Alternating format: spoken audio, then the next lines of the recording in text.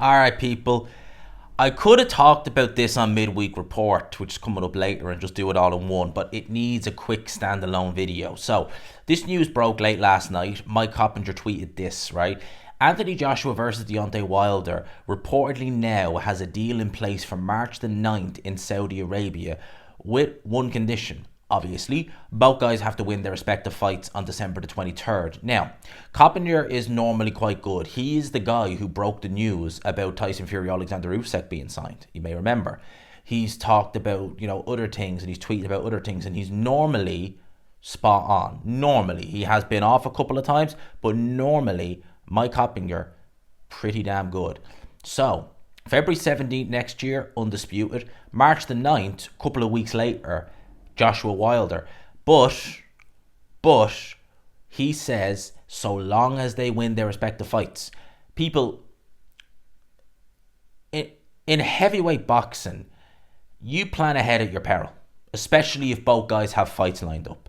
You just don't know what might happen. Because so often we get fights tentatively penciled in for this date. Both guys have upcoming fights and one of them takes an L. And with both of their respective fights, they're in competitive fights. They're not in gimmies.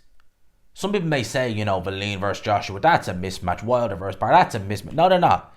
Because with Valeen is still a little bit of an unknown quantity. I don't think he's a world beater, but he's not terrible, right? And if Joshua is a bit gun shy, if he's kind of, struggling a little bit, if he doesn't respect Otto Valeen's punch power, which Otto Valeen is not the biggest puncher in the heavyweight division, certainly not, but I think he has respectable power. God knows what might happen. With Deontay Wilder, Joseph Parker, two things. One, I do not like the way Wilder is just talking about everyone other than Joseph Parker. He's talking about Joshua. He's talking about Fury Usyk. He's saying he's going to do this. He's blah, blah, blah, blah, blah, yada, yada, yada.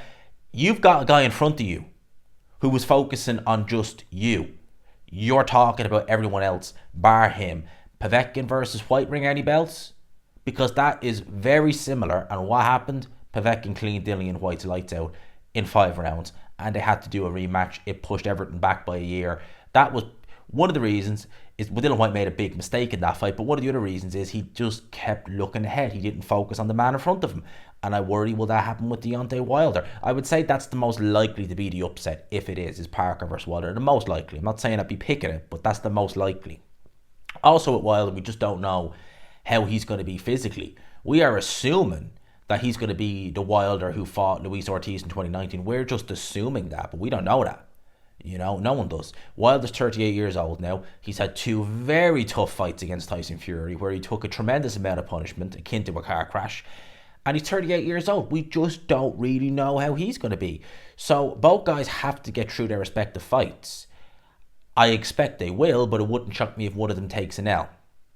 Apparently as well, the WBC president Sullivan at the convention they had a few weeks ago was saying that if this fight does happen, it will act as a final eliminator for the title. So the winner could then be mandated to fight Fury Usyk, the winner. Now I know with Joshua, they talk a lot about the IBF route, because obviously fighting Otto Valeen, one of the main reasons is, because stylistically he's nothing like Wilder, one of the main reasons is that it gives you options, because you'll usurp him in the rankings. If the IBF title becomes vacant, you fight Hrgovic for the vacant title. And the key word is if. We talk so much about that IBF strap because obviously there's a mandatory weighting. And we talk about Fury Usyk, whoever wins won't be undisputed champion for long. They'll get stripped. How do we know that? How do we not know that Alexander Usyk could win, right? Let's say he wins a 12-round decision. He comes through relatively unscathed. Tyson Fury turns around and says, do you know what? I do want to do the rematch, but I need 8 to 10 months to recover before I can get into a training camp. Maybe his legs aren't the same, maybe there's injuries, etc. It frees Usyk up. Why wouldn't he just take the Filip Hrgovic fight? Coming off the back of a win against Fury, take the Hrgovic fight. That then means that the ranking Joshua has is essentially worthless because he's not mandatory. He's not going to fight for a vacant title because the mandatory's been fulfilled. With both guys, you look and you think, do they really have anywhere else to go other than each other? Because you look at Deontay Wilder, no Andy Ruiz fight. Would he fight Frank Sanchez? Doubt it. Would he fight Martin Bakole? Doubt it. Where else does he have to go other than Anthony Joshua? And with Joshua, see, Joshua is such a big cash cow still. He makes a lot of money, generates a lot of money. There would still be heavyweights. And with Joshua, there's that vulnerability there.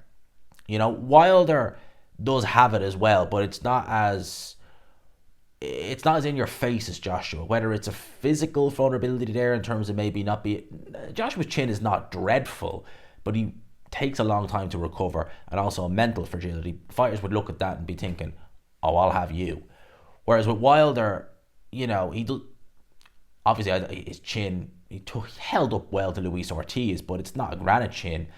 But he still has that menace, that aura about him. That he could one shot, boom, you're done. He still has that, right? And he's not as big a draw as Anthony Joshua, in my opinion.